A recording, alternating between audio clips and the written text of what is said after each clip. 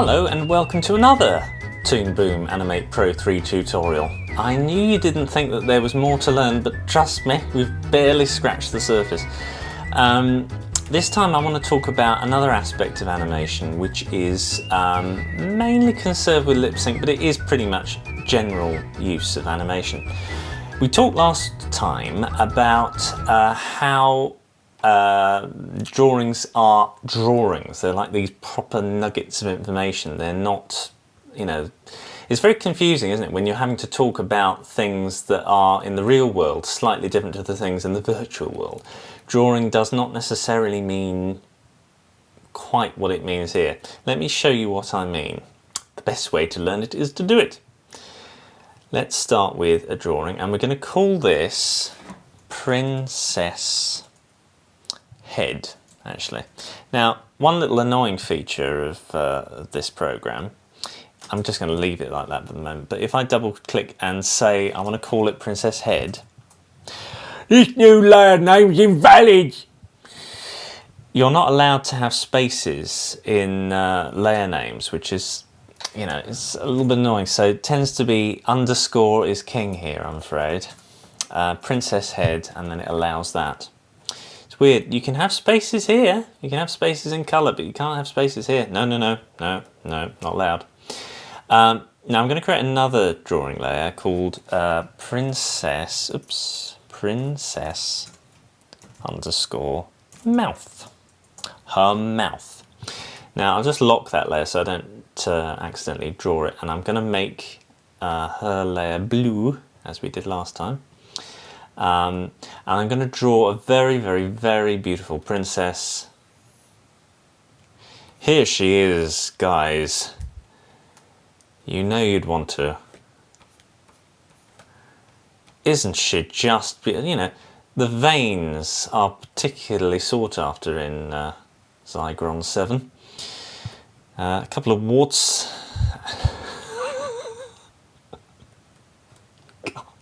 Okay, so there we are. Now I'm going to extend the exposure of this to frame 90, so that is a constant, and I've drawn her without any mouth at all. And I'm going to lock that layer now, so that is safe, as Jim Bowen would say. Now, is it him who said that? Well, anyway, let's assume that it was him. I think it is him. He learns so many weird things on my tutorials, don't he? Right, okay, now for the mouth. On this layer, I'm going to draw the first position, which will be closed mouth. There we go. Actually, what I might do, I'll just do the whole bottom lip down there. Now, if you notice in the library section here, this has labelled this on its own, Princess Mouth 1. What it does is it doesn't label things to the frame number, because if I'm about to show you exactly what I mean. This is frame 10, and I'm going to do the second mouth position. But drawing 2, what is it talking about? Let's go backwards in the timeline and make let's just delete some of that so we've got a free space here. And I'm going to do a spiral. Drawing 3. What it does is it labels it automatically in the order that you draw them, not in the order of the timeline. So that is something to bear in mind, and we will cover labeling of drawing in this tutorial as well, because that can be, for long-term projects, quite important to get right.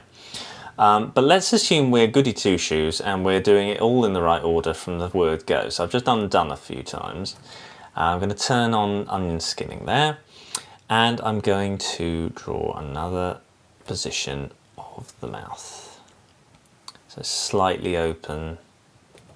And I'm going to go over to frame 3. Incidentally, you don't have to press any other button. It automatically, once you start drawing, it will automatically create a new drawing. See? Created a new one there. See? If I did one there, it would automatically create one. So back to frame 3. And there we go. So I'll do a few more.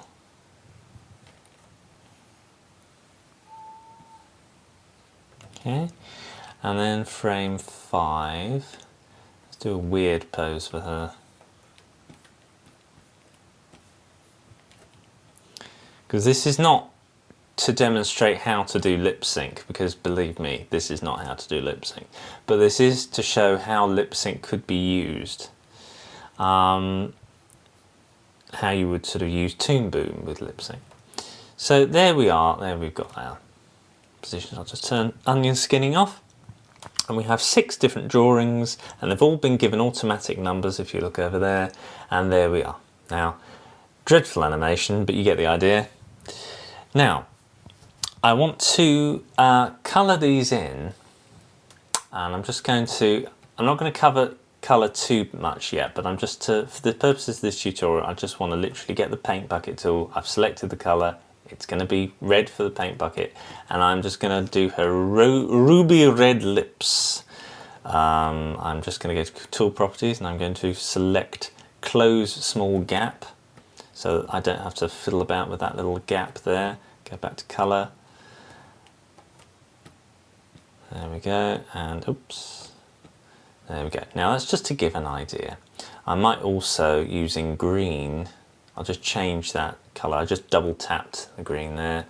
I'm going to make it a dark blue. Well, I could have done it with blue anyway.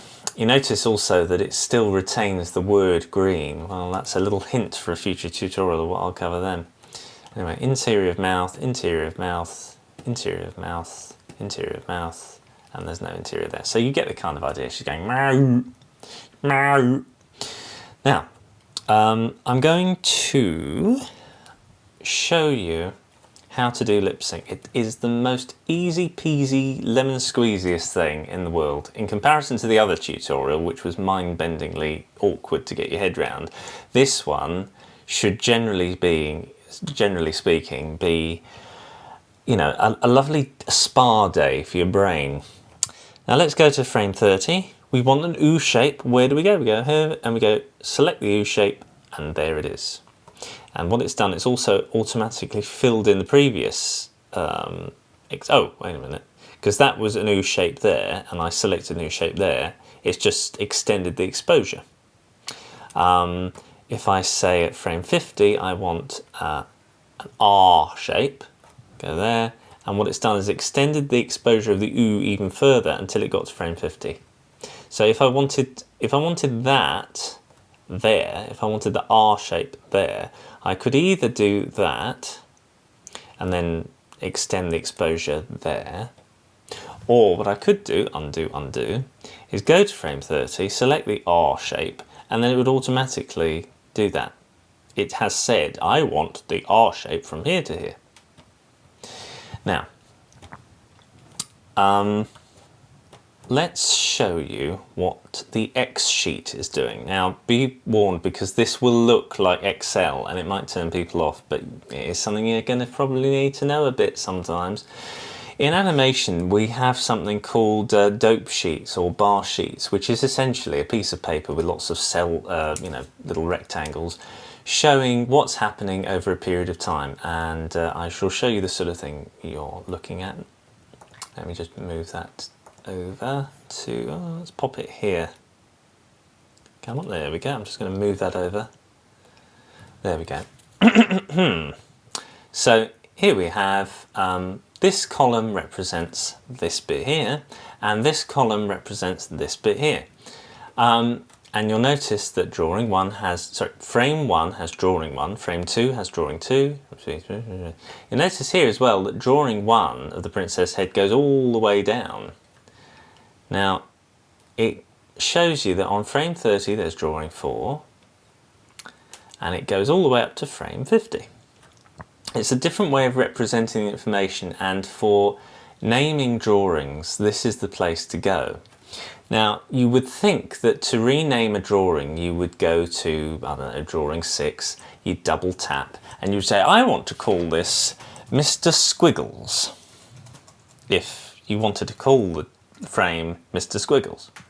Now, it says here, invalid value of this column, how dare you? And that is because you're not actually renaming something. All you're doing is saying to it, please may I have Mr. Squiggles in this drawing, in this frame. You're not saying I name thee, I christen thee. So what you want to do to rename a drawing is to right click it and then rename drawing. And you've got little options here which gives you a hint as to how you might plan things. But you've got rename drawing with prefix. So if you wanted to sort of if you kind of already half labelled everything and then you want to sort of gaggle of them to be called King Charles I, you could do with that. And if you wanted them to be renamed really quickly by frame, if they're all out of order and you just wanted some level of order first, you'd say rename by frame, and then at least it would be in order of it would be in an order of 1, 2, 3, 4, 5. It wouldn't be all over the place like I showed you previously. Because as we know, these are not labelled after the frames they're on. They are labelled on the order that they're created. Now, let's rename them, and let's call the first one Mouth A. Oh, yes. You can't do that. You must put an underscore because we say you must have an underscore. Okay. Mouth underscore A. There. And you'll notice here it also appears, let me just move that over a bit. Yeah, as mouth underscore A. So it can be useful, but you'll notice here now that it's not in the right order of slidey. It goes nothing, 2, 3, 4, 5, 6, mouth A. Now the thing is, mouth A is kind of the first of this series of positions, so that's why it's important to rename them in a way that they kind of, trip from one to another. So that's got to be called mouth B, mouth C, mouth D, whatever. So what you'll have to do is rename drawing, and call it B. And call that C. Now there is an easier way to do this. Let me just move that over. And I think that's rename drawing, yeah. So I'm just going to tap that every time. Call that C, D, E, and F. And then I'll select, I'll select all of those, rename with prefix, no, undo. Please don't want that. Rename, where is it?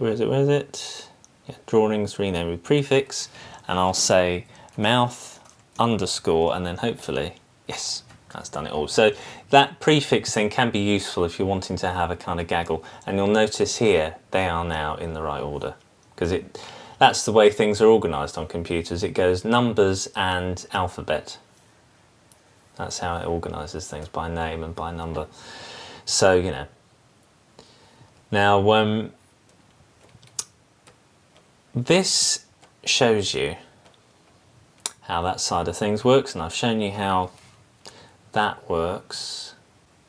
Now I'm going to show you how you can sort of copy a drawing, and I'll show you. I'll have to show you, because this is the bit where your brain will start to vibrate again. Sorry, I hate to spring it on you. I'm just going to close that window. There we go. So we're back to our nice comfortable view. Got mouth A, mouth B, mouth C, mouth D, mouth F. What I'm going to do is, for extra clarity, I'm going to, using red, I'm going to call that A. I'm going to show you there, see, A, B, C, D, E, F. And then when it goes to D, see, it automatically has put that. Now I didn't draw that on that frame. As I said before in the last tutorial, these drawings are drawings. Now, this is where it can get a little bit fiddly, and it caught me out a few times when I first started. I'm just going to extend the exposure, so we're now playing with the entire length of this timeline. Let's say I want that position of mouth B there, but I want to manipulate B to create a sort of special B, a B of its own. Now the problem is, if I started working away at this, For example, if I just wanted to sort of manipulate the mouth a little bit to change it, I wouldn't use this tool instead. I'll probably use the line tool for this, but for the purpose of the demonstration, I won't do it the way I would do it normally. Yeah, for this, say if I did that, let's make a really obvious change. Of course, that's going to affect that there. See? That's not right. I want to only affect this drawing at frame 54. How do I do that? Let's go undo a few times. To how it was. So that's how it was. What you have to do is you have to duplicate the drawing. Now this is the difference. When you're copying cells. You're not copying drawings. So when it says here, copy cells. So you can move these cells around however much you like. Let's do that in fact. Let's move those cells and let's put them here. Paste. So now I've moved whatever cells I selected there and I've moved them to here. So that is the same drawing as there and there. I want to be able to change this drawing, so I've got to go to Drawings, Duplicate Drawings. And now if you notice here, it's labelled that 1 because of course there weren't any numbers going up because we renamed them all, so it's gone back to the default first drawing number, which is number 1. If we kept it as, you know, 1, 2, 3, 4, 5, 6, it would have renamed this 7 because that would have been the last one left. But you notice, so this is drawing 1 and then it'll go mouth A, mouth B, mouth C, D, E, F. So position 1. Now I can rename that by going into the X sheet. And where is it, where is it, where is it? I'll just scroll up a bit. There we are, there's our little naughty position 1, drawing 1. And I will rename it. Mouth, and I'm not going to call it mouth, what is it, F, or whatever it is. I'm going to call it mouth B1 because it was B, but I'm manipulating B. So just for clarity here, if I can create clarity, and then fingers crossed it should go A, B, B1, C, D, whatever. Now going into this amount of detail you don't need to do this all the time, but if you're doing lip sync and you're perhaps setting up a series of mouths for a character and you want this to be something that you're using regularly, then I would advise it because you are going to get into a bit of a pickle, and it does save time if they're in an order that you can quickly sort of see where the start and end is here. So now that I've got my B1 position, I can actually say B1 here. That will be different to that one there because it is a different drawing. And I can manipulate said thing. Well, actually I do a lot, you'll see. So that is very different to that. See? That is how drawings work in a nutshell in Toon Boom. And as I said before in the last tutorial, this is all on a pane of glass, which you can then move. So if I'm now using the translate tool or transform tool, I may move position A, but it moves all the subsequent ones as well. You see, because that's the pane of glass I'm moving, not the drawing. Let's pop it back. So I hope that's clarified things for you. It's a very short tutorial, this one, but I just wanted to show you how that could be useful to you, and that is kind of the only way I could do it, really. I don't think there's anything else I can sort of show in this way. Let me have a look quickly. Yeah, that's pretty much it. There's a lip sync thing here. The way Toon Boom tends to work is if you want it to automatically fill in lip sync, you can set certain frames.